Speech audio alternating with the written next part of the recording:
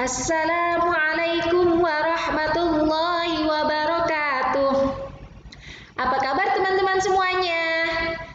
Mudah-mudahan teman-teman di rumah selalu dalam keadaan sehat dan semangat.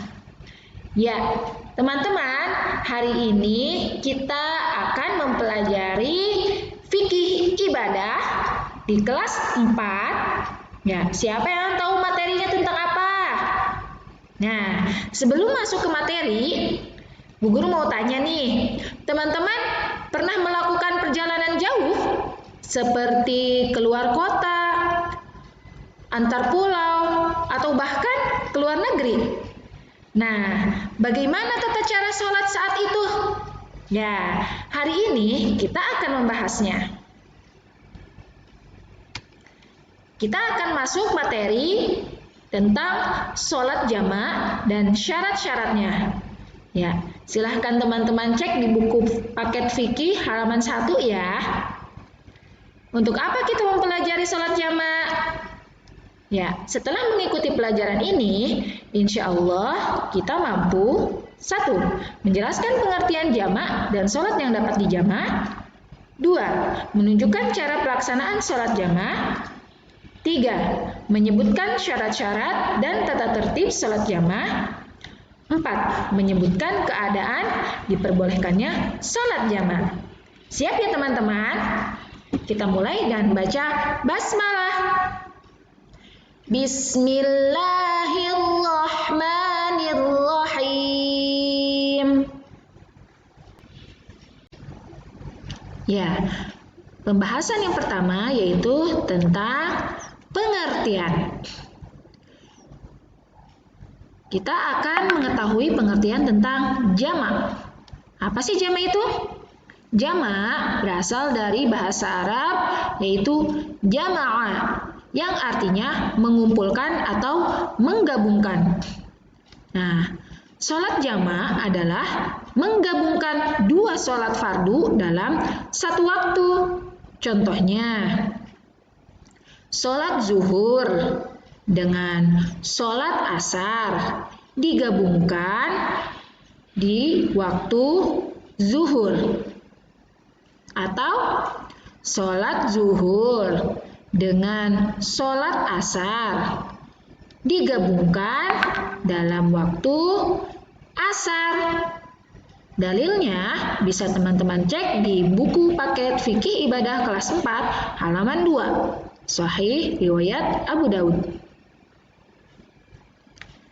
Sholat apa saja sih yang dapat dijamak?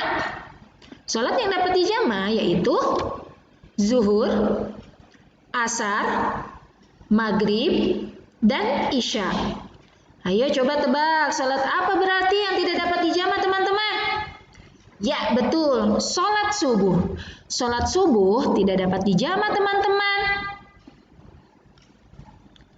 Selanjutnya yaitu pembagian sholat jamaah. Siapa yang sudah tahu macam-macam sholat jamaah ada berapa? Ya, ada 2. Yang pertama adalah jamaah takdim. Apa sih jamaah takdim itu? Jamaah takdim ialah menggabungkan 2 sholat fardu di waktu sholat yang pertama. Misalnya, sholat zuhur dengan sholat asar digabungkan di waktu zuhur. Atau sholat maghrib dengan sholat isya digabungkan di waktu maghrib.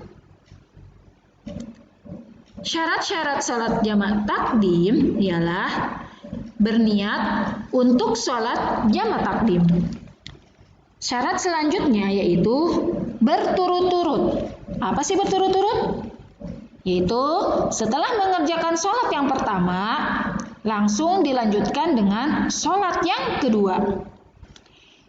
Syarat ketiga yaitu tertib. Apa sih tertib itu? Tertib yaitu mendahulukan sholat sesuai dengan urutannya. Zuhur dan asyar berarti sholat zuhur terlebih dahulu baru asar. Maghrib dan Isya berarti sholat maghrib terlebih dahulu, baru sholat Isya. Selanjutnya, macam-macam pembagian sholat jama yang kedua yaitu jama takhir. Apa sih jama takhir itu? Jama takhir ialah menggabungkan dua sholat fardu di waktu yang kedua.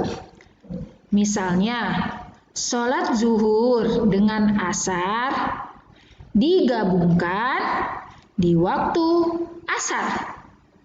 Atau sholat maghrib dengan sholat isya digabungkan di waktu isya. Syarat-syarat sholat jama takhir diantaranya berniat sejak waktu sholat yang pertama. Jika teman-teman menjama takhir sholat zuhur dan asar, maka teman-teman mulai berniat di waktu zuhur.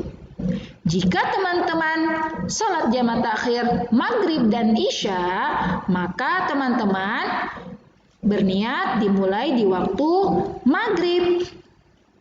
Syarat yang kedua yaitu masih berada di perjalanan hingga akhir waktu sholat yang kedua.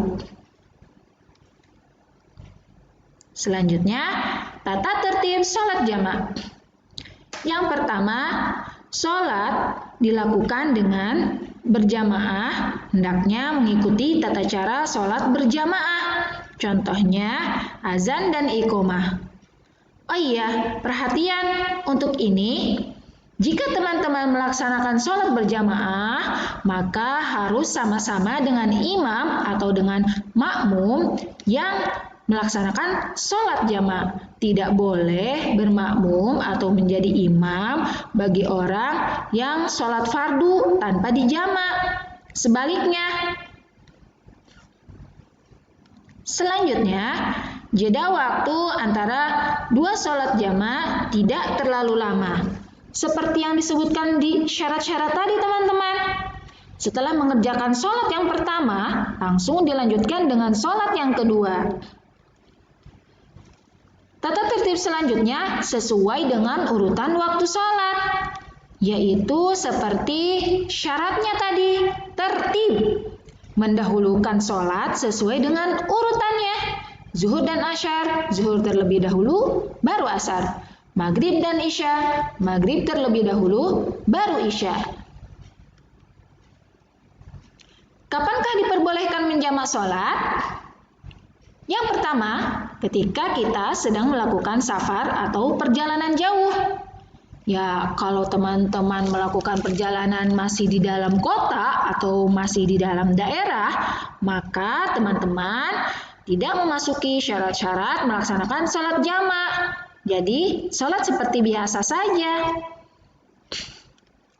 Yang kedua, berada di Arafah dan Muzdalifah, yaitu ketika teman-teman melaksanakan haji. Yang ketiga, sakit. Sakit di sini yaitu sakit yang sangat lemah. Ketika mungkin naudzubillah teman-teman tidak bisa bangun dari tempat tidur, maka diperbolehkan untuk menjamak sholat. Yang keempat, ada kebutuhan dan urusan yang sangat mendesak. Yang kelima, hujan yang sangat deras. Misalnya ketika teman-teman sholat berjamaah tiba-tiba turun hujan deras. Nah, khawatir terjadi badai ketika hujan deras tersebut, maka teman-teman diperbolehkan untuk menjamak sholat. Karena ketika badai datang, teman-teman tidak akan bisa kembali ke masjid untuk melaksanakan sholat berjamaah, maka diperbolehkan sholat jamak ya. Nah, teman-teman, bagaimana penjelasan Bu Nenden? Bisa teman-teman pahami? Sekarang kita cek ya, apakah teman-teman sudah memahaminya? Jawablah. Salat jamak tidak diperbolehkan bagi orang yang sedang di Arafah. Betul atau tidak? Cek selanjutnya. Sholat jamak takhir harus diniatkan pada waktu sholat yang pertama. Betul atau tidak? Cek lagi selanjutnya. Sholat jamak diperbolehkan ketika berada dalam perjalanan jauh. Betul atau tidak? Cek terakhir. Dalam keadaan darurat, sholat isya boleh dijamak dengan sholat subuh. Betul atau tidak? Oke teman-teman, terima kasih untuk pelajaran hari ini. Jika ada pertanyaan, silahkan tulis di kolom tanggapan ya. Oke, kita akhiri pelajaran hari ini dengan membaca hamdalah. Alhamdulillahi Rabbil Alamin. Assalamualaikum warahmatullahi wabarakatuh.